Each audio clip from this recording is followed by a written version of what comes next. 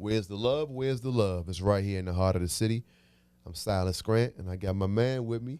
Hey, what's up, Joe? It's been a while, Yeah, man. man, we back, man. We've been slacking. Nah, we just been life, Life, and yeah. Life definitely been life, Yeah, you know what I'm saying? life So and- yeah, I'm happy we back in the saddle. Yes, indeed. As they say. Happy New Year, I guess. Yeah, It's yeah. March, but Happy New Year. Nah, that is crazy. I ain't realized. Yeah, we ain't. Yeah, I think November might have been December, Damn. something like that. Yeah. Yeah, Happy New Year, y'all. Yeah. You know what I'm saying? Yeah, we back though. What's up with you? Man, just It's a fly little sweatshirt, Joe.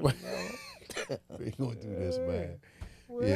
okay. One Step Walking Club, man. We shameless plug, man. We do a walk, 3-mile walk on Saturdays over at the Metropolitan Branch Trail, right by the Dewdrop Inn, 9:30 a.m. And then starting April 1st, we're gonna do it Tuesday as well at 6:30 p.m. Same spot. Yeah.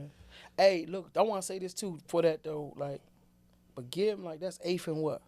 So that's like 8th and Edgewood Street. 8th and Edgewood. Yeah. Just for the records, everybody ain't hip to everybody ain't Dewdrop. Yeah. So I said that to somebody one day, and I was like, "What's that?" You know. Yeah. That's why. So why that Franklin Street Bridge, GC Prep, that whole little area right there. Yeah. When you get to the underpass, we start right there. It's round your way. Just tell them round your way. Come on, run away. Yeah. That's- Right. Well, and on. That's Tuesdays and Saturdays. Yep. Yeah. Tuesdays starting back. We cut out the Tuesdays when the time goes back. When the time is up, Yeah. we do it twice a week. So that's my way of saying, hey, listen, you want to walk? I walk every day regardless. But if you want to walk, you can walk with us. Yeah. Pull up on side, man. Yeah.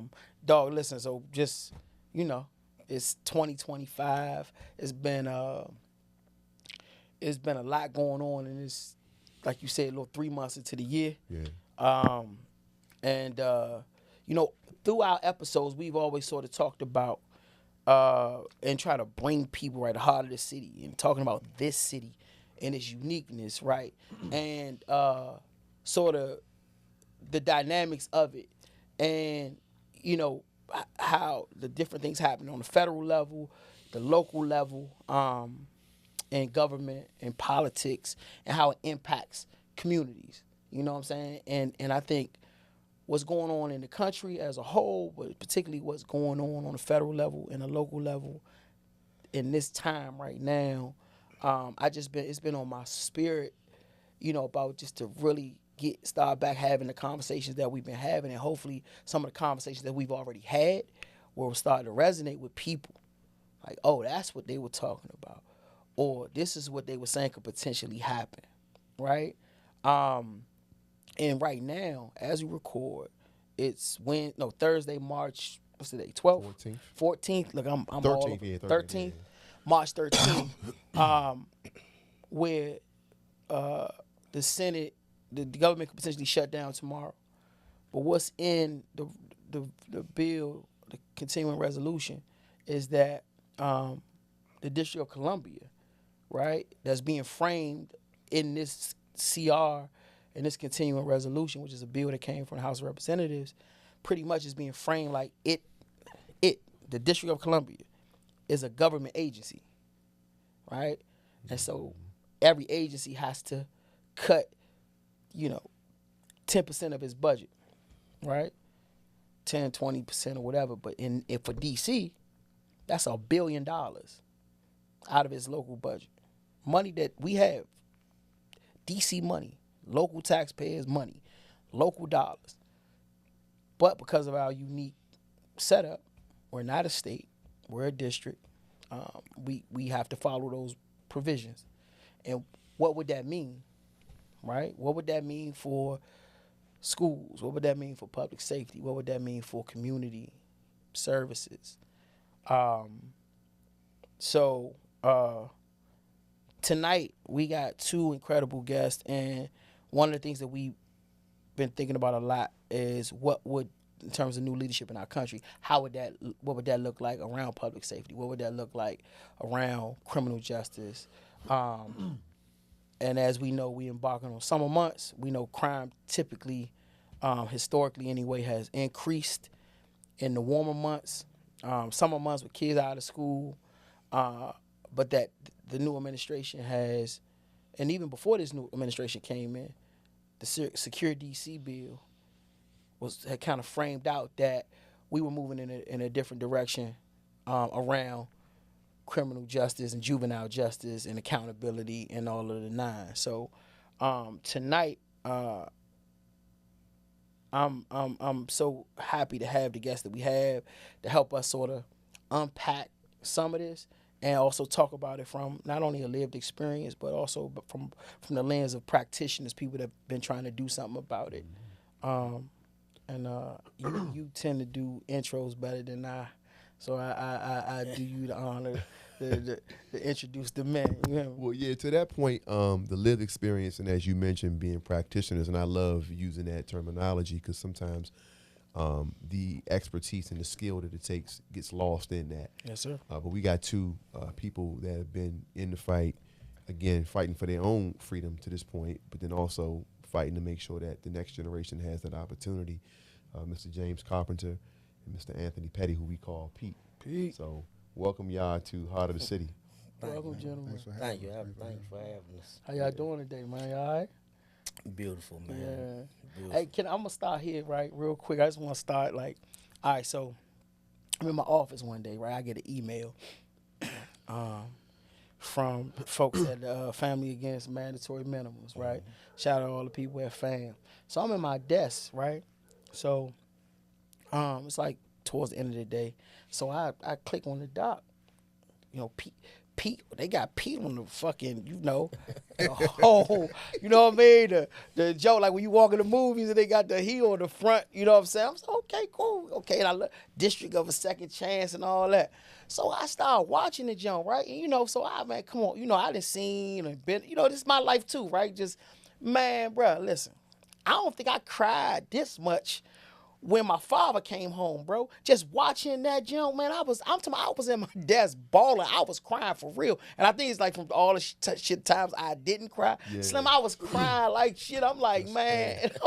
But I just want to start there, guys, just to talk about, and my bad with these long questions, but because simultaneously too, with really bro, me, your sister, Crystal, right? Mm-hmm. And not only y'all's story, but also, from the beginning with her, in her fight, we saw eye to eye. Like, I'm like that, you know what I mean? Everybody don't, right. You know what I'm saying? Right. Everybody don't know what that's really like. You know what I'm saying? Right. When you got a family member out here who unwavering, I'm talking about going above and beyond, and that from that inspired something that connected so many other families. I mean, that shit is just like so deep. So anyway, can you guys just talk to us a bit about what that process was like for y'all filming that? It's your life, so living that. But and then to the point where now y'all have been all around the country and people have seen it all around the world. How does that feel to be a part of something that's been so impactful? I know, just to be honest with you, I wasn't really with it at first. But, I was just coming home, then they started talking numbers. Then I really got with it. Yeah. But I respect you saying that, too, because sometimes people don't even... Because, I'm not a hubris type person. I'm not being in the forefront and all. I don't need that. I don't get off by showing off or anything like that. But I always thought about, where if they could see me out here doing the work that I'm doing right now, it would always shine a light on the other guys that was back where we come from. Because the thing I always thought about, I'm not, if you really just look at my history, I'm not the person who people would think I am. Yeah. You see what I'm saying? So, and that's the funny part about it. So, for me to get calls from guys in the BOP, man, I'm proud of you, things like that. Sure. It really showed, the change within me. And I always said, you know what, I want to be able to show this change. So, when all my other friends come forth on their hearings, they can always look towards me yeah, you know him. He had 27 disciplinary reports when he went up for his IRA. But look what he's doing out here now. You know what I'm saying? So, it was always those type of little things that really kind of propelled me to really film it. And and it's funny because when I did film it, I went back around my neighborhood. That was my first time ever going back around Lincoln Heights and just being in that environment where the crime took place. You reflect why you're incarcerated. And the decades that we were incarcerated, you have nothing to do but reflect. So when I'm going around and I'm saying, I'm just thinking about like all the mistakes that I made growing up around here. And I'm pretty sure all of us grew up in communities. And that's one thing I explain to people. When you grew up in a community like Lincoln Heights, it's like everything in that environment. You got the drug dealers, the killers, the robbers, the hustlers. You got all these different components, but you also have a community. Whereas if I do something wrong, the lady around the corner gonna whoop me, then gonna call my mother. Yeah. So it was that community feel, that family feel, but at the same time, the environment was a hostile environment for a kid to grow up in. And I brought back all those memories when I just stepped around it, specifically where the crime took place. Right. Yeah. It's deep watching that, and particularly, when when you replaying it, like verbally talking about it in that space is powerful. You know what I'm saying? Even like listening to you talk about, just what we say in the hood, like a bad kid throwing rocks. You even mentioned I be throwing rocks, but like we grew up like that. Yeah. You understand what I'm saying? And it's like one of them things where like I think people underestimate, like what you just said, and about what the messaging that sends to us as kids growing up in that environment. Right. You know what I'm saying? Mm-hmm. Yeah, man. It's some of the things that what the world call wrong are norms. You know what I'm saying? And it ain't that you don't quote unquote know right from wrong, but our perspective in them environments is a little different, man. And that's not an excuse in any way, shape, or form. Mm-hmm. But that is the real reality. James, how did you feel? I mentioned Crystal before. How did you feel when the first time you got the news that what she had been fighting for, that a member of the council, Kenny McDuffie, had decided that, hey, that makes sense to me, and I'm going to craft a law, you know what I mean, to actually address this issue? Yeah. So thanks for having us.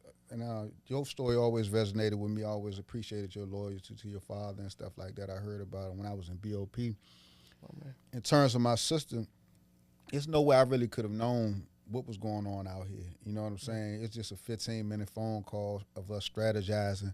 But how she got in the situation, I used to write law professors trying to get some relief because I knew I was a juvenile and I had a life without parole sentence, or life functional equivalent of life without parole.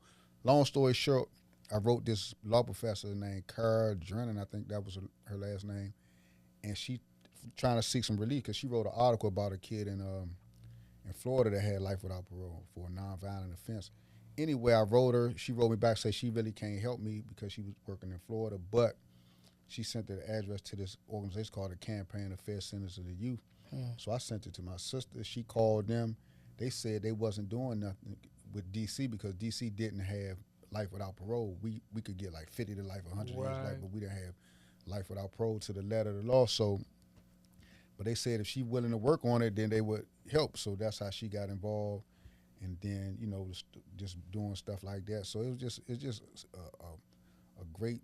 It's just great to just be home. Just so many people got an opportunity to get out. So many kids been born because of that law.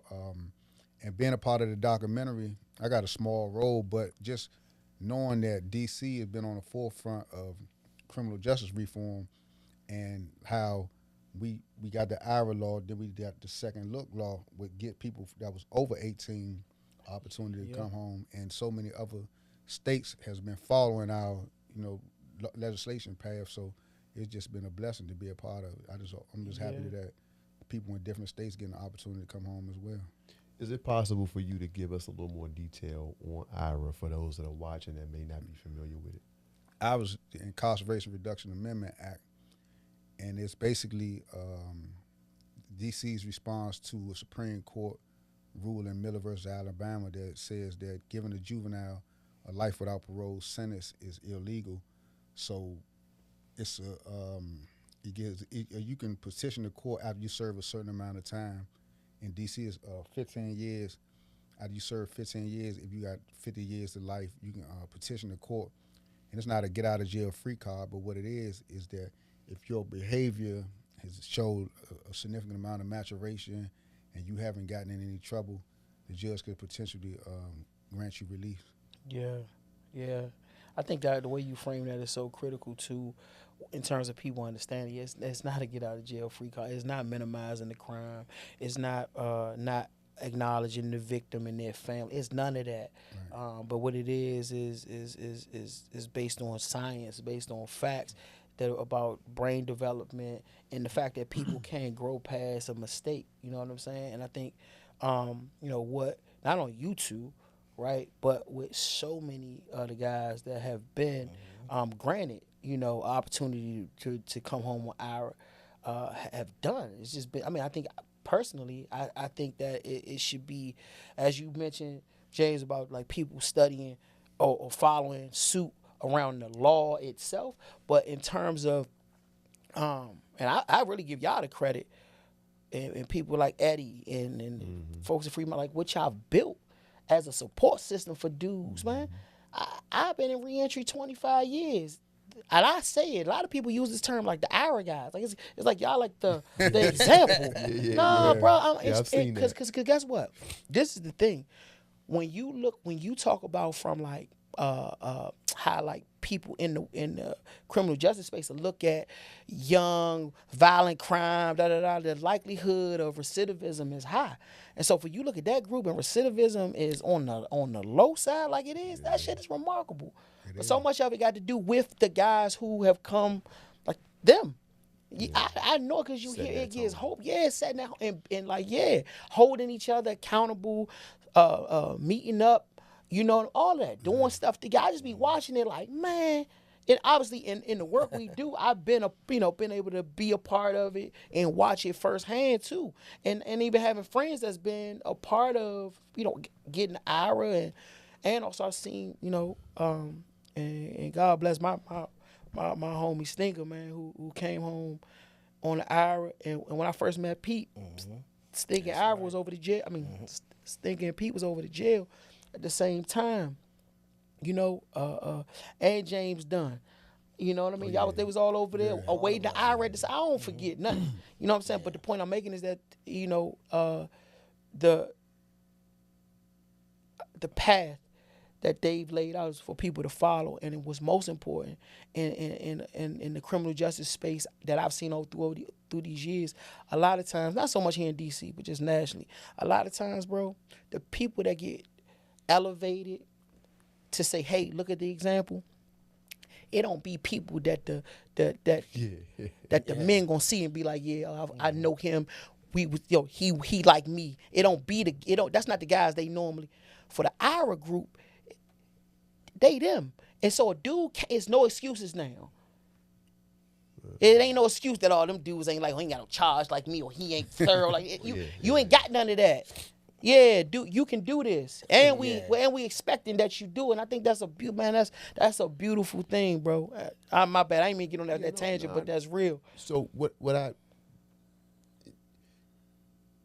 year were you charged? I was charged in 1990. And what year were you charged? 1996. I served 24 years.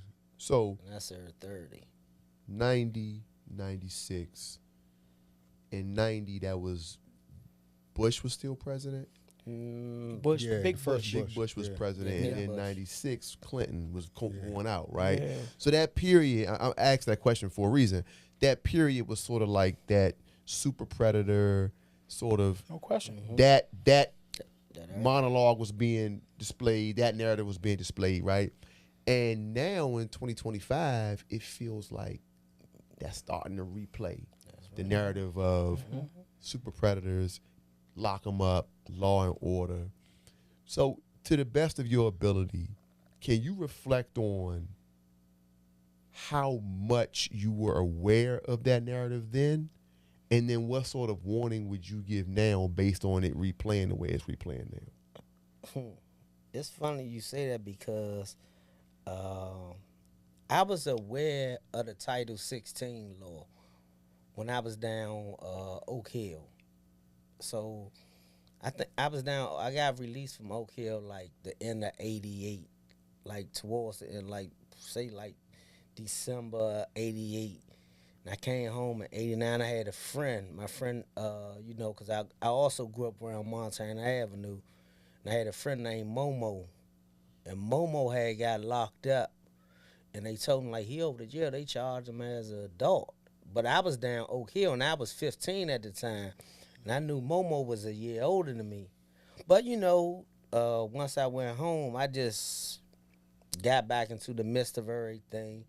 You know, but I did know about the Title 16, especially after the crime happened. It really, Right. I After- focused. yeah, I after- focused. yeah. I'm like, yeah, I'm 16. You know, I'm like, oh man, they gonna charge me as an adult because I remember so I knew about it back then, but I didn't really know all the significant parts of it. I just know if you was 16 years old, you could be charged as an adult, and that just was something I learned from somebody else's experience. But I just know, like, and I try to tell my youth all these same things today. Like, society is different now. I mean, to the point where these youth now, they have lawyers, advocates, and all these things that we didn't have growing up. So, I mean, like, accountability is very hard in today's society. And it really becomes harder when you have someone pushing back at some of the things that you want to do. But at the same time, I understand because, like I said, I was them once. But I didn't have the accountability, you know what I'm saying, that they got. Because, you know, I was, you know what I'm saying, my mother was on drugs. My father wasn't always there, so I was basically running around doing, whereas though I didn't have a mentor or a person who been through everything that I'm going through. Right. They, you know what I'm saying? So it was kind of hard for me to really talk to them concerning it. So, you know, I always try to push the narrative like, this is my story, you know. And the thing about all the youth that we work with, they kind of like know our story. They know where we from. They know, you know what I'm saying, what type of people we are. Even when we go to these youth facilities, you know, we talk with all the youth concerning some. I done been to all. It's no community around here. If a youth was down New Beginnings, I'd have met them because that's one of the things I say. Me and James, when we go into an institution, we might be going to see one or two youth, but we hit all the units, go meet everybody. Right. You know, just to introduce ourselves, let them know, man, listen, if I can help you in any type of way, you know what I'm saying? You see me, you help. Even to this day, today I went to go get a youth ID. I seen some little youth, I ain't even know they was home. I'm like, hey, what's up? You know what I'm saying? Right. And they ain't even on my case. So I always try to keep those relationships, you know what I'm saying? If I can help them, you know, because I know accountability is very, very rare out here. Yeah. And so in your period, 96, same thing. Like, were you aware of like how serious it was, and do you think that in comparison to today, they have that same awareness? I remember being, because back then when you go into court from Oak Hill, you could see the guys that were on the Title 16 unit. They had to come to court to the same bullpen. So it was a guy down there, and he was saying he just got 15 to 45 for an armed robbery. So I was about to go home. So that got in my mind like, man, I ain't trying to get no 15 to 45 for no armed robbery. So I didn't want to participate in that type of stuff when I got home. But it wasn't as much as a deterrent that people would think it was, because I still had the bravado of youth with me to still do stuff that was, you know what I'm saying, stupid for my age. But the brain science, consistent with the brain science saying you were a risk taker when you were young, even though I knew about some of that stuff.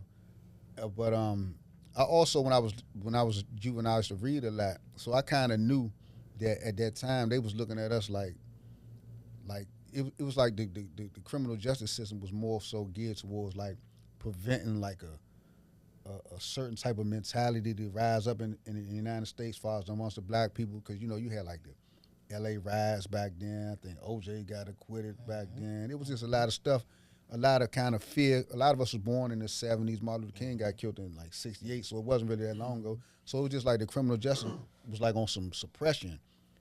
You know what I'm saying, take people out of the community, destroy the people. But now it's more so like they ain't on nothing. they ain't trying to get no revenge or none of that civil rights stuff. We could treat them a little more fairly now, you know what I'm saying? We got them, you know what I'm saying? So now they just, like, stuff that people, like I said, armed robbery back then was getting 15 to 45. Now you'll get like 7 years. And that 7 years is significant. You know what I'm saying? That 15 to 45 was like excessive, but there was just the approach to it was like they was trying to suppress us. I mean, that's deep. That's a deep and I think poignant perspective right there. In which, man, it kind of give me chills because the thoughts is like moving forward, especially like in the immediate. Two things. One, that those excessive sentences are returning. I mean, I've been watching certain sentences. I was like, damn, I ain't heard nobody get that much time in a long time, right?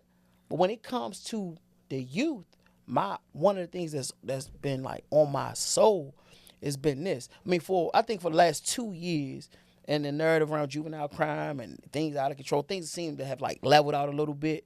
It's not as manic right now, but remember when all the carjacking was going on and that, right?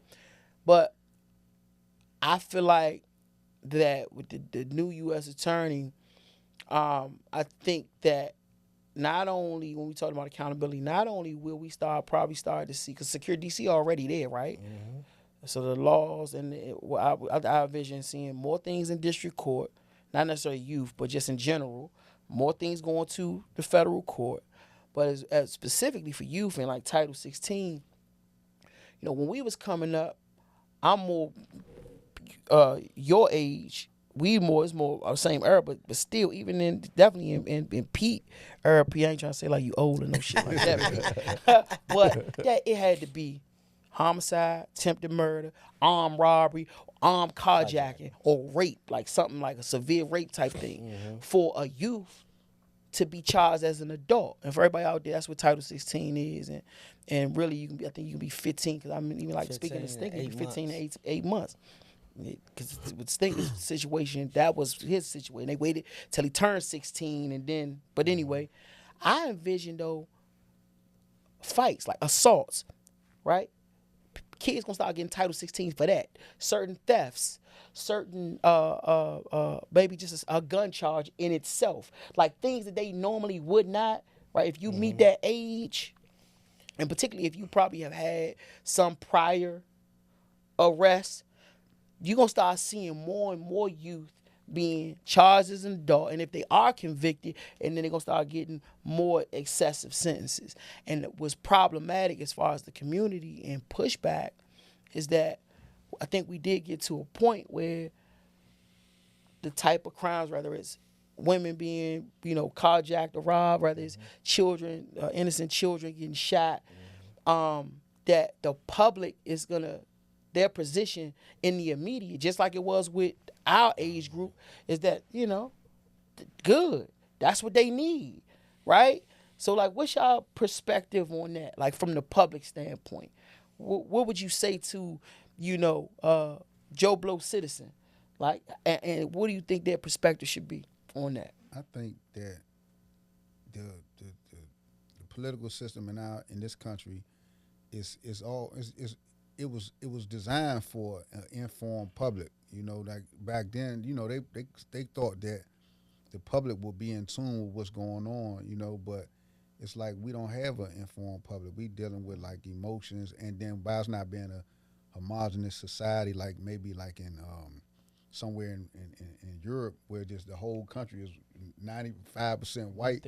Yeah. So this country's history is always about, has been always about punishing the other guy, which really was us. Like, get the minorities, you know what I'm saying? Do that to them. Like they make an example about that, like with the crack law, like how they was like punishing, throw away the key, but then when they start getting on the opioids, now they want to do rehabilitation, treatment and stuff like that. So no by us having that unique messed up history, you know what I'm saying, it's still, that playbook still is playing.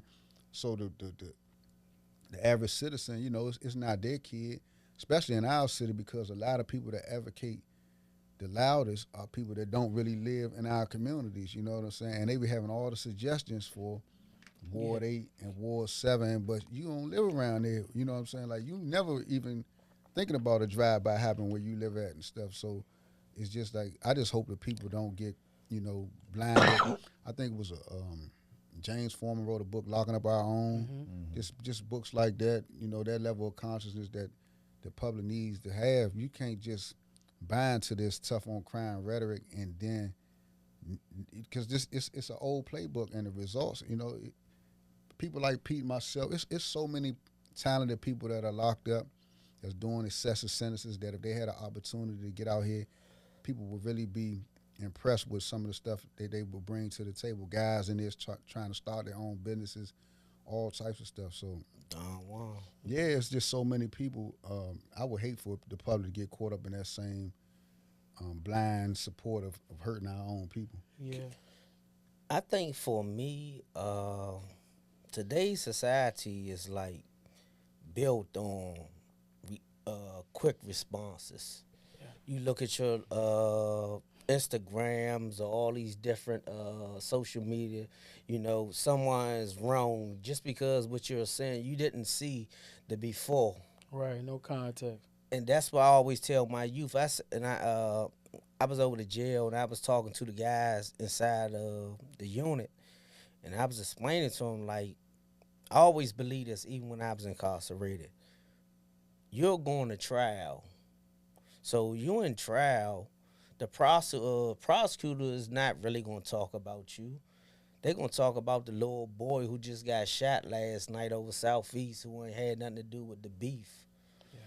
So all the jury is thinking about is that little boy who they seen on the news got shot, and you up here for a shooting of another guy that you probably was beefing with. They don't even worry about your case. All they think about, somebody just got carjacked, somebody just got shot, somebody just got killed. That's what they're saying in their head when they sitting on your jury thinking about that. I think as a people, we're so traumatized to the point where as though we feel as though everybody is guilty. I just had an argument with my sister about that. I'm like, I'm your brother. I just did 30 years. Even though I'll be the first to tell you, I'm not a saint. Wow. I'm far from a saint. But at the same time, I'm not that person who the newspaper or the media probably portray me to be. But when you look at these kids nowadays, you got to look at the mitigating factors that's really going on with where they come from, the way they grew up. And I always tell a story how when you young, your mother tell you somebody hit you, you hit them back. If they too big, you pick something up and hit them upside the head. That was what we was taught. No doubt. So you can imagine what the mothers of today are saying. Whatever your mother say, go. Yeah. How about that? Yeah, that's the thing. And it's a different generation of mothers out here. Now they're out here fighting with their kids. Yeah. With the kids in their arms. We had a situation, a boy killed another little boy with his mother right beside him. Yeah. So it's the way that we grow up. And I just feel as though, like, people see certain things like that and they automatically make a judgment of who that person is. And we see this with our kids nowadays. Man, I got kids, man, all of us, the youth that we work with, man, if you see them, they some good little dudes. Yeah. You sit down, talk with them, you know what I'm saying? But you know where they come from. You know the environments that they grew, because we come from those same environments. Yeah. So I could be with you for 4 or 5 hours. You doing all the things that I want you to do. You're responding the way I want you to respond. But when you leave from me, you back around there with your friends. Come on, man. So it becomes hard, you know what I'm saying? Because I know that you want to do something better. And that's the thing about most of the youth. But I wanted to say this too. We was talking about the IRA. And it's funny because me, James, and our other friend named Trey, we was walking the track. Yeah. When the hour, we heard somebody came home from the hour, because when you locked up, everybody going risk back up DC jail. Yeah, he went on back on the Reddit. Nobody wasn't going home. Right. Nobody wasn't leaving. No, nobody wasn't going home. Yeah. But we was walking the track talking. We was like, man, because they was talking about Ring. Ring was in the newspaper with his mother. He went home from out. He's the first person who went home. Man, we walk, man. I can't wait till we have. I just thought about that when we were just Yeah. talking. Yeah, me, him, and our man Trey. We just walking all of us And now home through now. all yeah, y'all that's home. good, yeah. Man. Shout out to Trey. All of us Trey. I want to go back because Tony, you said something, Pete, right? So I think James earlier was talking about like people that are not black looking at this situation, right? But then the two of y'all began talking about like us looking at it, right? And what I found with our audience that watches this show primarily, they're people who are like alumni of the street, right? But they kind of turn the corner like, man, them youngers, man, they need to lock them youngers up. So they gone from arguing for them to like they 45 and paying taxes now. And they like, man, They didn't gotta got lock them they didn't youngers got up, too right? cute for me. So, yeah. so the question he asked a few minutes ago, I want to dig a little deeper into a real situation. We all saw that video where it was two kids in the back of the squad car, and they was like, "I'll be home soon" and all of that, right? Yeah. Let's deal with that real quick, all right? You watching that video, you don't work for YSC, you don't work for C Sosa, you're not a credible messenger. You just go to your job and you pay taxes, you go home, right? And we all know the YN culture online is big now. People love making jokes about that. But if you watch that video as an outsider, as a third party, right? Part of it is like their brain is not developed, as you mentioned. But part of it is like lack of accountability, like you mentioned, right? How do you talk to somebody on the outside about that video to give them and the young people in the video some hope? Like, man, it's still a chance. Like, we still can work with them, or let's not go to the edge with it. I want you to really like describe what you saw in that video from your perspective, and then give us like your perspective on some hope for those kids. Oh no, that was one of the worst things I've seen in a while. Because, like I said, I know that law enforcement look at these type of things. I wouldn't be surprised if the new attorney general or someone was to put forth something like that just to show what just the mindset of the kids out here. You see what I'm saying? And when I first seen it, I'm listening. I'm like, oh man, this is crazy. Cause I had seen the first video where it was Postman apart, where they supposed to took someone's jacket or something. And I'm like, man, this is crazy. But I know just from like my mindset, and I'm really on this. I understand that people have to look at the mitigating factors of the way they grew up. Look at his household. Find out what type of person he is. Because when you're dealing with trauma, and we come from these environments, their mothers, their fathers, they're dealing with trauma. And to me, I think that's some of the things that we got to look at, because the culture now is people are telling them, like, listen, man, you do this, you go down there, they're going to send you back home. You know what I'm saying? Which been happening. Right. And they think it's cool. But like you said, this is another thing that I think I think they really want to be like some of these southern states. Drop the youth age from like 13 to 14 because of videos like that.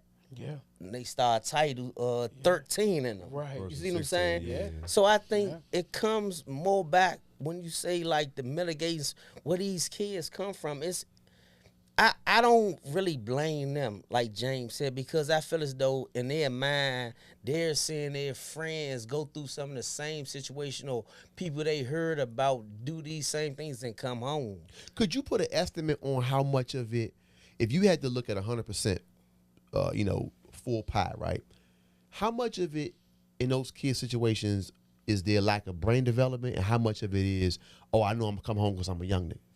I would say probably 90-10. Lack of brain development, 90. Okay. And the 10%, them looking at Instagram and all these things, these little rappers out here in these neighborhoods and dudes that they know, probably went to school, played sports with, they hearing about them getting incarcerated and coming right back home. Because the society thinks that it's 100% that they just doing this because they can get away with it. But nobody considers the brain development. No. Nor do people understand it. My whole thing was if the tough on crime thing would work, right, then we wouldn't be here today. Mm-hmm.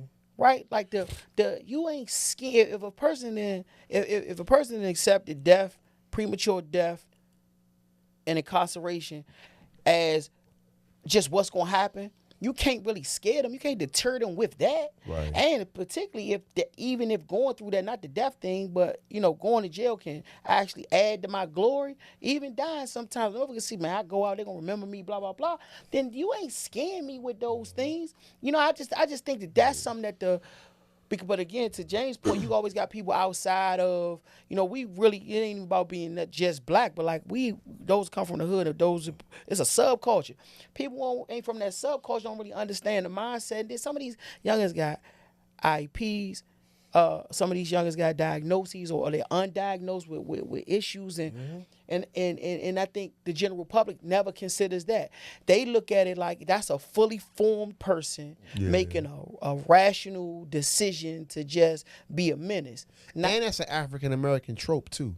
Yeah. That we're more mature, that we act older, so we should be held accountable. One of the beautiful things, I'm just listening to Pete in his description, he keeps saying kids. Yeah. Kids, because that's what they are. But to that person you describe inside, a lot it is not that. They don't see them as children anymore, and I think that's the point. Until it's their kid or until it's their nephew, then it's like, okay, because you know that kid, right? And you say, oh, well, he just a kid, right? But we don't get that. We don't get that grace across the board. Random question: have either one of y'all ever been called to be like an expert witness in support of an IRA person? To come in and speak to that? We write letters for them, but I don't know of anyone being called as an expert witness, but I know people that actually like raise their hand in a hearing and be like, hold up, and turn the tide for someone. Okay, got you. Yeah, it just we are expert witnesses. That's what I be trying to tell the lawyers. Yeah, that's what I was thinking. Why you don't put? Yeah, they rather put someone. I worked in the BOP for 45 years, and it's amazing. But they don't understand, like you say, the subculture of being in the BOP. That's why I asked. I was like, it would make sense because it's like, how many of y'all home now? Like 200, 100? Something like 200. Yeah, it's a lot. Yeah, so I can imagine them rolling out 100 people in the case, be like, hey, listen, I'm an example. But it's hard when, and that was one of the things I really kind of like used to push back on when I first came home. I ain't even gonna lie, there was a couple of lawyers in the city that I wasn't very fond of because I feel as though like they was going in like with the same mindset, like, okay, yeah, we got all these guys right here home with this strategy, so we gonna continue doing it. And I used to explain to them, like, listen, the farther you get away from the time a person been incarcerated, now you starting to get more violent, up-to-date violent charge. So, like, say like me, when I came home, I didn't have any type of assaults or stabbings or anything in like 7 years. But when you got a guy who his 15 years just came up, he down Pollock or Beaumont, you know what I'm saying? It's a good chance he might got a knife shot or a stabbing because the second look of the IRA came out of nowhere for them. You see what I'm saying? So you still in that culture, you still on like I'm on homie time. You ain't trying to program and do these things. You like, man, I got 50 years, I gotta do my time. Yeah. And so it was those type of situations that I seen with lawyers still going and trying to use the same playbook that they was using with the first IRA guys. But I used to always say, man, listen, we are the expertise. Yeah, let us tell you how you should be approaching this and how that guy and this guy aren't the same.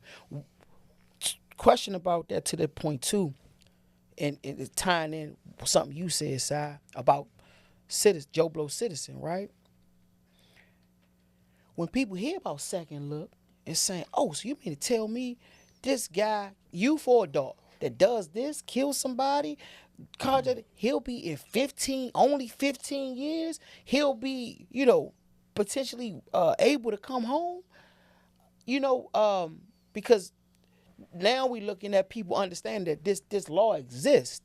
And so again, they're thinking about, so you mean to tell me these guys think they go do this, and in 15 years, he's 18, he's 16, he's 17, and he'll be coming back to the streets at 31?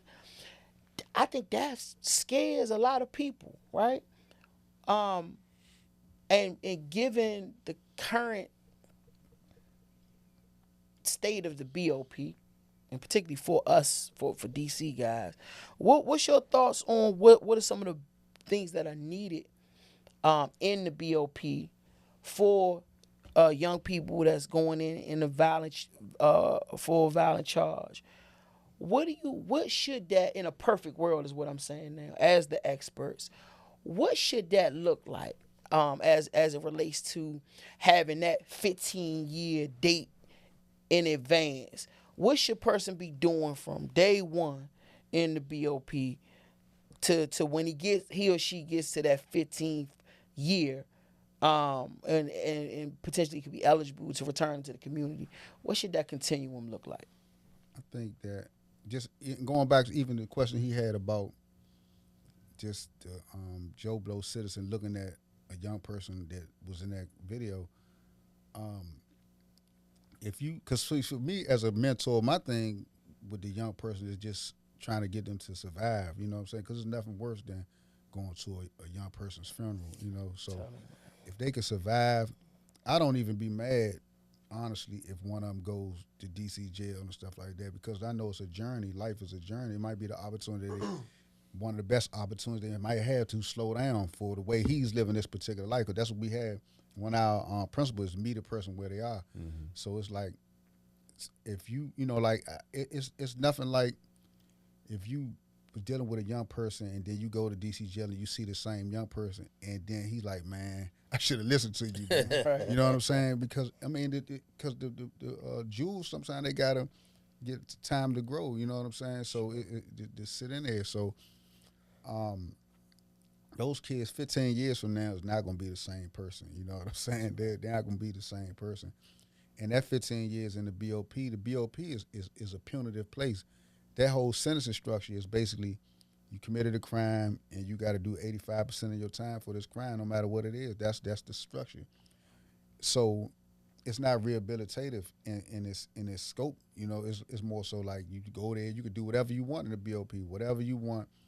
And you just, when your time up, they let you go, you know. So for a person like that's going into such an environment, because people from Chicago, if they get caught with a knife, they just gonna make another knife. You know what I'm saying? Like, it ain't gonna stop them from, you know, they don't have to see no judge or nothing like that. A person from Philadelphia, he don't have to go in front of no Ira judge. So if you're a person from DC and you got 15 years, possibly that you can get out, you got to make your mind up early on, like, I'm going home, you know. And just take all measures to try to improve yourself to get to the point where when you go in front of the judge can be like, yeah, you definitely not the same person that I sentenced, you know what I'm saying, 15 years ago, and hopefully you can get out.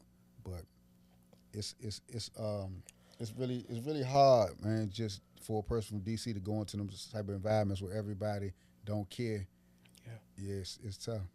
I think right now, one of the things what the IRA did do with a lot of guys incarcerated now, it kind of made them second look their life at this moment. Yeah. So when the second look came out, it was from 24 down. So now those guys that they wasn't 17 or 16, they like, because you'll get calls from now all these different penitentiaries, like, yeah, Slim, everybody chilling, man, waiting on their IRA. Yeah. You know what I'm saying? Waiting on my IRA. So now it gave them a time to really sit back and say, damn, Slim, I got a chance to go home. So that guy, you know, with like 85 years of life who ain't never think now he got a chance to go home. So now, Slim, I'm getting in the challenge program. I'm going to do this. And that's one of the things I think with like today's society in the BOP or DC jail. And I was just on a call today and I asked a question. I'm like, when I go over to DC jail, one of the things the guys in the max units always say, I'm like, listen, Slim, we don't got no program. Yeah, nothing to do. Yeah. They don't have nothing to do. They be like, well, we just had 13 stabbings over. Nobody don't have nothing to do. I just think back as when I was their age, nothing to do. Man, I'm thinking about all types of crazy stuff. Yeah. Yep. So you got to get them something to do. You know, like even with us, when we came in, we was on on the juvenile block, me and my man Tim. Yeah. You know what I'm saying? So we, all of us young, we ain't had nothing to do. We didn't have no school. We didn't have nothing. All we used to do, and it's crazy, we used to wait all day for Beverly Hills 90210 and Saved by the Bell. You know what I'm saying? That's what we wanted. We wanted to watch this. We wasn't going to school. We wasn't doing it. So we had time to get mad, throw stuff, fight, stab each other and all. And I think that's what today's carceral places is. It's not a rehabilitative place. Yeah. It's like a punitive. And to start your journey at DC jail, and if you got a harsh crime, you going in a max block. Right. So you're not getting any type of services except guys who come over with program. You're not going to school. You can't get your GED. You could do things on a tablet, but we know, like you said, some people have IEPs. They got certain this ADHD. You know what I'm saying? They got all these different. Whereas though they probably can flourish if a person in front of them teaching them. Yeah. Or they in an environment with other guys, they saying guys do good, it makes them do good. But if you're not getting into anything, then when you get to the federal prison, because you're coming from D.C., D.C. already have a name in a federal prison. So when you get there, they see 007, 016, 000, 037. Now, oh, yeah, you from D.C., so now they feel some type of way about you.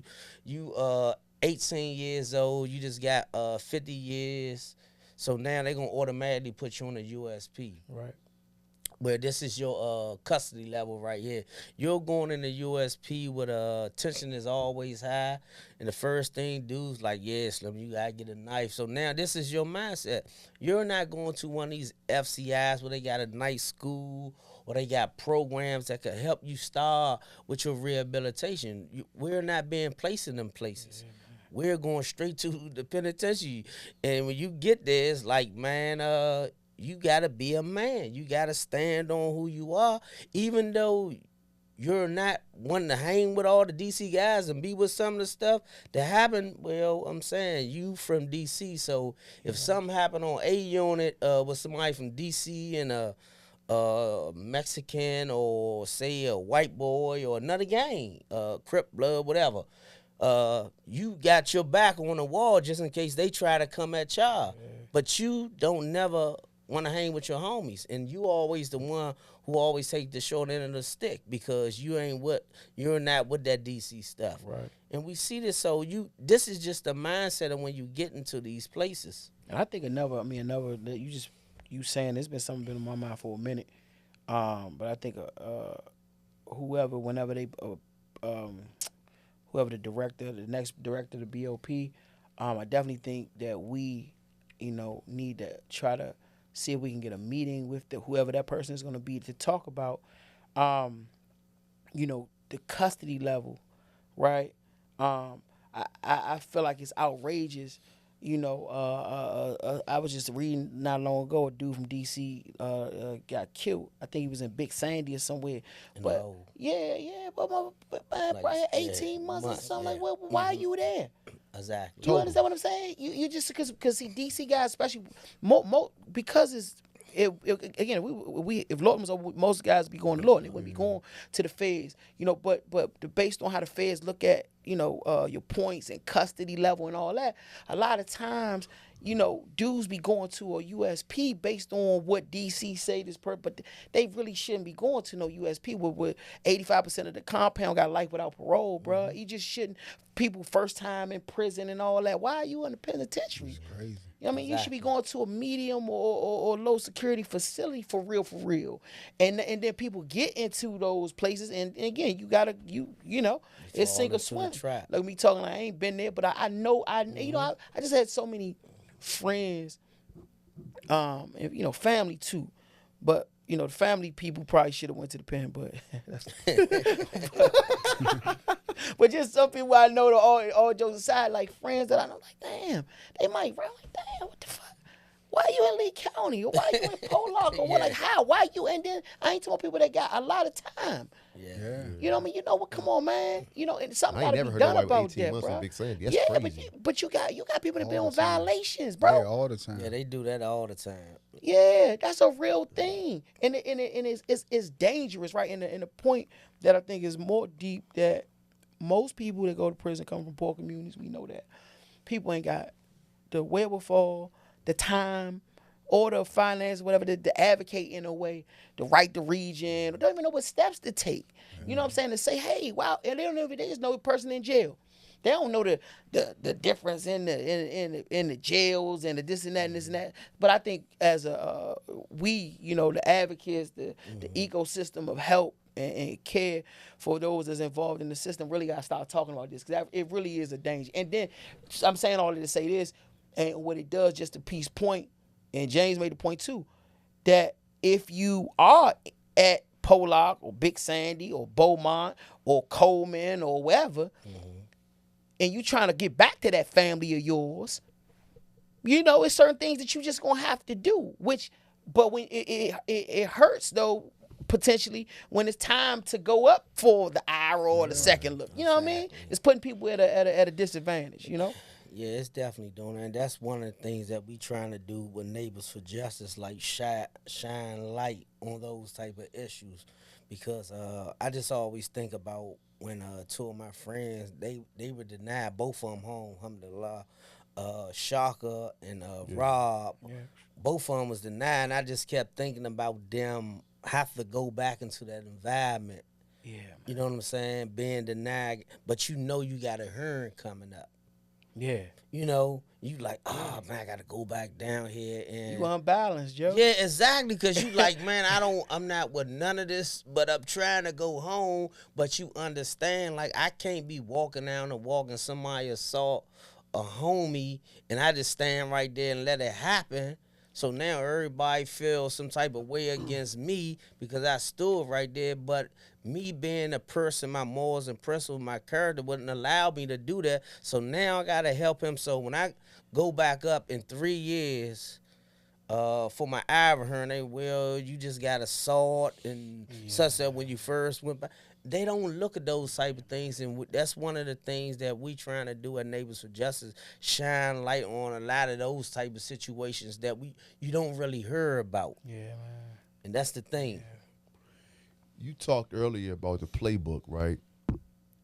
And I remember some years ago, we were down at Blind Wino, and we were talking to Yango, and we were talking to him about, you know, his generation and people that was locked up at his time versus the new generation. One of the things that we talked about in that conversation was like their generation, they knew how to dress, they knew how to talk, they could speak eloquently, right? Despite their charges, right? Mm-hmm. And now we starting to see like a real deterioration in basic skills of the younger guys that are getting all that time trying to get back, right? So can y'all talk about the difference in the playbook on how to really advocate for them versus your generation or the generation before y'all? And like, what are the differences? Because what I do see, Pete, to your point, you talked about the lawyers having the same playbook, but I see some of the advocates having the same playbook, and the young people are different than what y'all were. So how have you been able to adjust? What adjustments should other people make so that the playbook matches what we up against with the young people today? I think that when we was coming up, it was I don't know, it was just like we wanted to know about the 70s and the 60s and history and stuff like that. Like we wanted to kind of like talk to the old timers and try to learn some about the past and stuff like that. But it's like, and it was a part of the school system too, because I know when DC was Chocolate City, so we still did like Black history. The education, even in our schools, even though it was bad, but it was good, we just didn't know. But when you got around like other guys, you were like, damn, these dudes dumb as all what? You know what I'm saying? Just on the fundamental level, DC really, it was different, you know. But now it's like the young people they don't have no intellectual curiosity in that regard to, you know, like it's just not there. It's like everything is like I was talking to a guy today in prison, and he was like, man, he don't know anybody in the prison that he's at in the FCI. And I was like, man, you need to start hollering at them young dudes, man, so you can, get, find out what's going on in the street, stuff like that. And he was like, man, but them youngins, man, they be wanting to bid, you know what I'm saying? Like, that's, so like if you get in a conversation with one of them, basically you don't know if they're humoring you for real, like Right. acting like they really, but all the time they making you the butt of the joke, you know what I'm saying? Like, that's the thing, like, that wasn't like something that we were into, like just wasting time and just, like, we really was trying to learn. And not saying that we totally different, but it's just like the process of growing up, just that 4 minute, that intellectual curiosity is it's not there that I see, it's just not there. And it's coming from the schools and everything. And that's just a byproduct of it, just seeing them not really be engaged in that type of stuff. It might be like 1 out of 10, you know what I'm saying? Like the books we read, like the standard, just regular books, like even if it's like Make You Want to Holler or just stuff like that. The story of Malcolm X, like these were books that we read, like that was like standard. Like they're like, oh, I ain't trying. You know what I'm saying? Like it's just crazy, but there's just something to do with the education system. I think for me, it's the same as what James said. Cause I always think about how when I went down Lawton, I still was 16 years old. And they put me around all the older guys who was coming back from the feds. So I used to be like curious. I want to hear these stories and all this. You know what I'm saying? I'm like, oh yeah, man, Slim, he grabbed the dude, slammed his head on the spike.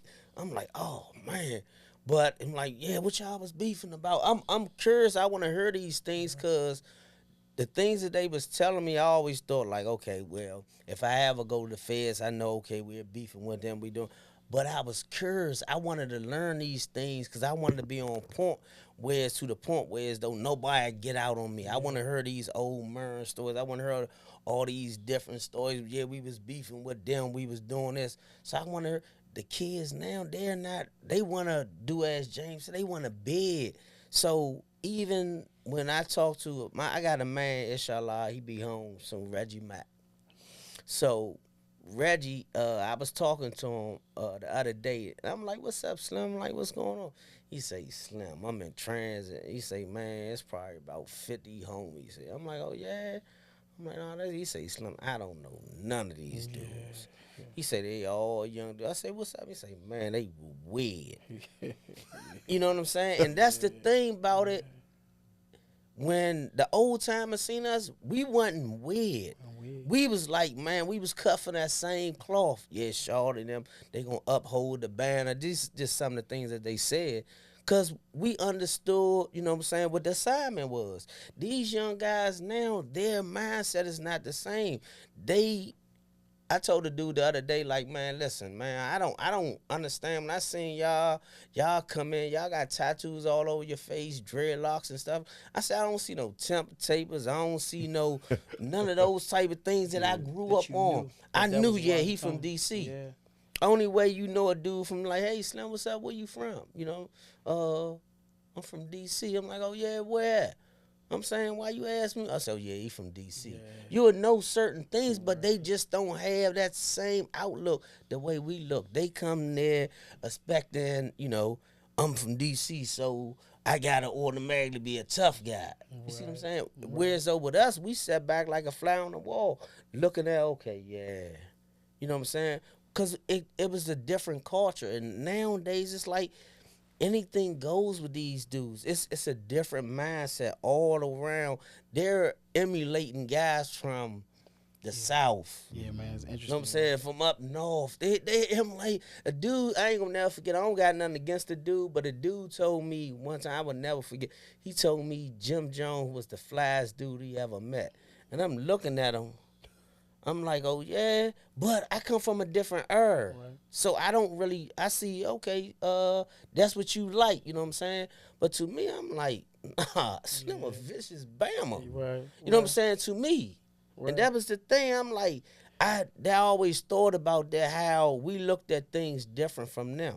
So what challenges does that present, though? Like, well, how do you overcome those challenges when you're dealing with a different crop? you know what you do? And I truly believe this. I always try to let my actions and my character show who I am. And same way I wanted to emulate some of the old dudes I seen, the way they carry things. You know what I'm saying? I was telling somebody the other day, one of the things I always try to do when I meet somebody and I'm sitting down, I stand up, shake their hand, look them in the eye. Because I seen them old dudes do this when I was young.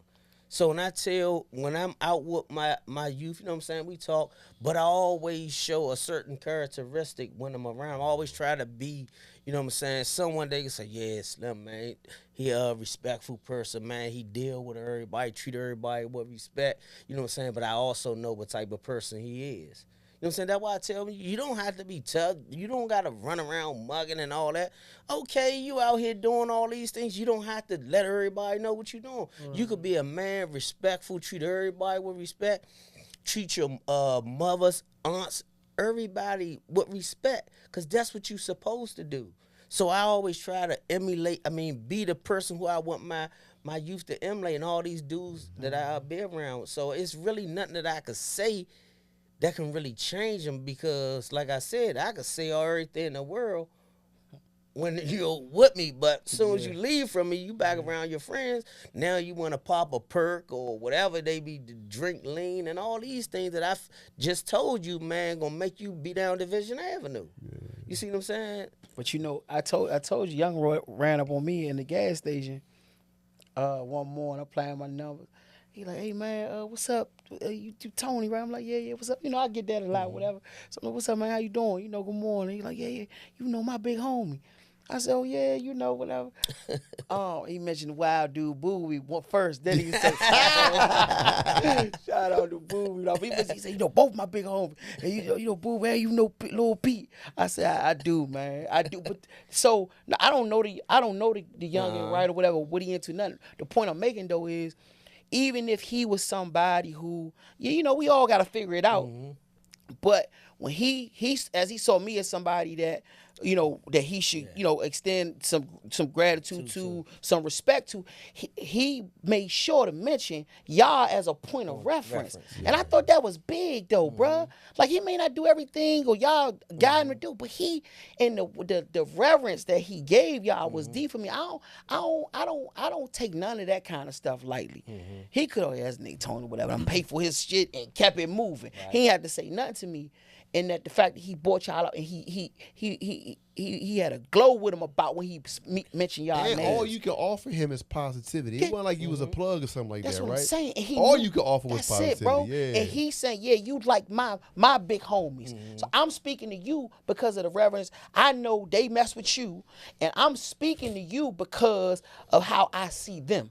Is the point I'm making. You know what I'm saying? Like, and so I think sometimes when we also, you know, it ain't gonna just happen like this. That's but right. Y'all making impacts on these youngins' lives, bro. And it might take them a year, 2, 5, whatever. Hopefully it don't take them that long to really get it all. But we got to keep making them deposits, bro. Because one of the things that James said earlier in describing that period we grew up in the intent of it, a lot of what Pete just described, and to your question, Si, is because of these elongated sentences that the engagement, they didn't learn how to listen. Yeah. They ain't learn how to follow. They didn't even learn how to look up to men.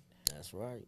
Dude's dead or gone, and you grew up in these environments, in these cultures where you can't even, it ain't even nobody, for a long time, it wasn't nobody maybe in the house, but it used to be somebody outside. It ain't nobody outside no more. So when they come and they bump into these caliber guys, and you know it, same thing we do it, and it take them a while to just, get used to that, which it was natural for us because because we had that framework. But for their generation, who our big homies were, when we became that, so many of us was gone. You know what I'm saying? And it's just I think though we gonna look back on this moment, this time, especially again back to the IRAA guys, right? And of course so many others that been doing this work for eons and for decades, right? You mentioned the Yangos and, the list going on. But that we going to say, though, whatever happens, we know that we gave a valiant effort, man, to save lives. Right. And it was weigh on me a lot sometimes, too. You and I talk about this a lot where, unfortunately, we work in life and death. So when it don't work, it be like catastrophic. Yeah. That's right. Which limits us in celebrating when it does work. Because it just don't feel the same. But people done got jobs, people done started businesses, people done went to college, we done squash beefs, the whole nine. But it never is like when you got to bury somebody or somebody get 60 years. You know what I'm saying? But just for the whole community out there doing the work in any capacity. Sometimes we got to get better at celebrating the wins. Or even that one time when you get a breakthrough with a youngin'. Or y'all expose them to something they ain't never done before. I seen y'all doing all the different things, man. You know what I mean? Or the youngin' then go down New Beginnings and he won't come out the room and y'all go in there, Joan, and get him to, that shit is remarkable for real. James had a youth graduate. I ain't even gonna lie. I was so happy. Yeah. You'd have thought like I hit the lottery for 50 million. Yeah. I was so happy because it's like something you never see. A youth come out here on the street and really stick to what they said they was going to do. Come on, man. Oh, man. I was so happy. Like you say, celebrate them. No, I was just thinking about what he said, and I was just in about the young people, and it's just like with the level of consciousness for them. I remember when I was locked up, I was watching A Different World. It came on TV like old repeat, and it was the episode when they was protesting South Africa, the apartheid. Yeah. So I seen that show when I was a kid, you know what I'm saying? But I ain't really understand. One of the girls, she was mad. I mean, they was saying she was gonna leave the school because the people that was paying for her scholarship was also supporting the apartheid. So when I seen it as an adult, then I realized, and I was like, damn, the people that wrote this, they wrote this to try to raise our consciousness, but to me it was just a show. Mm-hmm. And that was because the school never taught me about, I had no reference really to South Africa and what was going on to really put it in context so I could really get the message of what the show. Mm-hmm. So I'm saying like right now it's a disconnect on the young people's level of consciousness because we can't educate our own people in the way we really need to educate them. So basically they left to their own devices and we just watching it, you know what I'm saying? So it's kind of our own fault. But we don't control the education system. So they go to school, they not learning half the stuff we learned. And we didn't even learn enough. So they really got it bad. You know what I'm saying? So we just getting the end result of that. So they just doing what they want. You know what I'm saying? I love them to death, but they just not conscious on any level of anything. Like so given that backdrop, right, as we put a bow on this conversation, right, for now at least, right? 2025, we seen the Department of Education get dismantled like literally 48 hours ago, right? Mm-hmm. You talked about the impact of education. We talked about the plight of these young kids, the different playbook that we got to use now. Like, I want to give y'all a moment to talk to the audience from your perspective and just give them the good, the bad, the ugly of where we are, where we could go, and then hopefully how we can salvage as much as we can. So when you say talk to the audience from the reentry perspective or working with the youth, what do you mean? Just your whole experience, the whole 360 of who Pete is, because you got a unique perspective on it. I think for me, one of the most important things for me is I always tell people the most important thing for me is to bring my friends home who are in these penitentiaries all over America, because like we spoke of. I know the men. I know their character. I know who they are now. And when you're away from family for decades and things like that, and you seeing your friends out here, where you at? We're in Colombia, we're in DR, we're in Italy, you saying, oh, man, I can't wait till I get out there. Now you understand, like, when I get there, I'm going to get with them. I want to do some of the things that they're doing. I want to help give a lot of my friends, look, my friend called me now, I want to help give a lot of my friends a chance to come home, but I also want them to come home to a society where as though you can get an even shot at getting this job. So, like, man, listen, my heart goes out to you for, man, what y'all did with that the Expungement Act that they just passed March 1st, man. I respect that, man.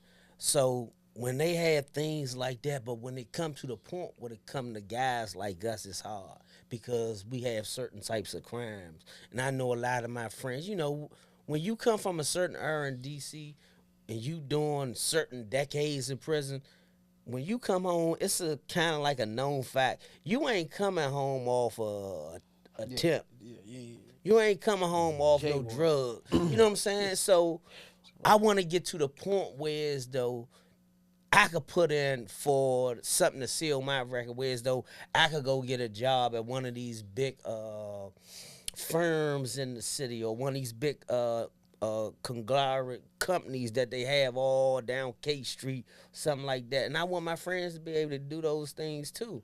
But I also want my youth to take advantage of not getting locked up In the first place. in 18. Yeah. You know what I'm saying? Because everything you done as a youth is gone. You know what I'm saying? That's why I say, oh, you like to play with guns? Okay, just stay out of trouble. When you turn 19, 20, all that stuff is going to be sealed. You could go get you all the gun license you want. So those are some of the things that I want. I want to see my youth flourish. I want to see, you know what I'm saying, DC also become, more collectively together when it comes to reentry services. I don't want you to feel like, okay, I do this for the IRA guys. Okay, I love I want you to do this for everyone that's coming home. Give everyone a shot. You know what I'm saying? So that's my thing, but I want my youth wholeheartedly, to learn from our past mistakes and try to be better than us. Even though I look at today's society as a whole, it's hard for them, because they got to walk around with masks on. I can't even put youth in my car because my car don't got tinted windows. They don't want to get in my car. I'm like, nah, Slim. I'm just saying, man. I'm saying it's just for my safety and your safety. And I understand that. People see the youth out there, oh, no, they out there. No, that's a safety component. They want to cover their self up. They don't want nobody to see them. So I don't want to get to a point where so they don't have to worry about those things. And I just want, man, the audience, just to, when they do see them youth, I'm saying, just think about James and Pete. Like, because we were them youth. I ain't do a lot of dumb stuff, but I was very violent. You know what I'm saying? I was with all the beef, all the fighting, all that type of stuff. But, it took me to go through some of the stages that I went through to get to where I'm at now. And I'm pretty sure it's going to take some of them to go through the stages that they're going through to get to where I'm at now. How about you, Jay? Man, he said he I don't even know the question no more. Man. Yeah, he always say that. I do that. No, I mean, basically, like, given the platform that you have, your unique experience, right, lived experience, being a practitioner, you have a unique perspective that most don't. You have some insights that most people will never have. What would you share with the audience that's looking from the outside in terms of the worst that can happen from here and the best that can happen from here?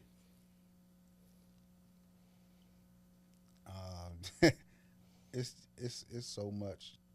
I just like Pete said with the young people, they not gonna be the same person that they are today. I know some of the stuff that they're doing seems, and it's bad. You know what I'm saying? I can't sugarcoat a lot of stuff that they're involved in is bad, but it's like it's not just DC. It's Delaware. It's Jacksonville, Florida. That's right. It's all types of places. You know what I'm saying? That is so. It's just a phenomenon, with the internet and things of that nature. We just got to try to love on them and try to get them to that next level, that they can, take their place in the affairs of men. We just got to try to raise them up and just keep on speaking into their future and just seeing something other than what they are right now. But we definitely dealing with a tough situation because it's not the same. Growing up, coming out of my house, I could see the economics of the neighborhood, even though good or bad, but I could see it. They don't really see it, so the first thing they thinking is to get the things that they want, they got to take it from someone else, you know what I'm saying? That wasn't really the first thing that was thought of when I was growing up because we could see a pathway to get the things we wanted through, you know what I'm saying, through hustling in a sense. But that's not right there readily available for them. You know what I'm saying? So it's bad, man. It's really bad. You know. Man, we got my bad. We got no, but I was, bro. Yeah. It's like if you got any place, it's sort of what they doing, trying to do, like if they take government from DC, right? But like they took crack away, bro. People talk a lot about, of course we know the bad shit about the crack epidemic. We all know that, but nobody really talk about the fact that it was an industry. That same 13-year-old, 12-year-old, whatever, 14-year-old that's carjacking you. I'm not saying bring crack back. What I am saying, though, is that you have to there has to be an economic engine in these communities that can provide a certain level of safety for residents so that overall everybody can be safe. That's all I'm saying. Unfortunately, crack brought another level of violence with it from the other side of it, right? But people people from the outside missed that, though. They really missed that, bro. And so when you took that away from community and didn't replace it with anything, I'm talking about the economic side of it, right? Yeah. But we gotta bring y'all back. I hope y'all would come back, though. Definitely, to really always. have more. Like I said, I knew that we probably could have a 4 or 5 hour run with this, though. Definitely. We on behalf of Silas and myself, and I'm even go as far as saying our city, man, for real, we appreciate you, brothers, man, in more ways than one. Keep living out y'all truth. Y'all are our inspiration in more ways than one, man. And we just named all them spots. Those USPs, man. It's dudes, man, that that bidded with y'all. You know what I'm saying? That y'all giving hope, and for real, y'all the reason dude might not be losing or dude might not go get his knife. Ain't no question. You know what I'm saying? Yeah, So that's real. powerful, bro. It is. Definitely true. No doubt, man. And I appreciate y'all Yeah, thanks for having us on here, giving us basically the airtime just to speak about some of the issues that we, like you said, Tom, we could have stayed like 4 hours because we ain't really getting to what's going on right now. You know what I'm saying? And we going. I promise y'all this too. I promise you this. I'm trying to figure out. We don't know. We're gonna call it the Title 16 tour. But James, we got to go in these schools. I was over Baloo, already had one, but it was just me. I was trying to invite Halim, had to travel, but I want to get y'all in front of these youngers to unpack Title 16, what is, and not just about reflecting on y'all experience, but like letting them, because they don't know. Most of these youngers you ask, you know what Title 16, and they active. They don't know, though. Yeah, you know what I'm saying? And it's crazy because, there's a side company's name, Information Age. We are in the information age, but people are utilizing access to information to search and figure out all the kind of dumb stuff. They not looking at the things that they need to. So we got to educate them.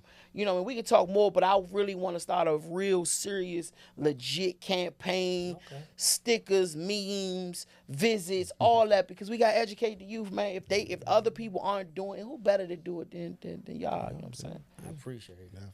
We appreciate y'all for watching. And we're going to make that promise to bring them back and to showcase more of what they're doing and to hear from them, again, as you put it perfectly, practitioners in this work. So that's Heart of the City, these sort of conversations that we're looking to have as much as we can. We thank you all for viewing. Like the page, subscribe to the page, share it with a friend, maybe two if you can. Yeah. And until the next time, we'll see you around. We back. Peace and love. Peace and love.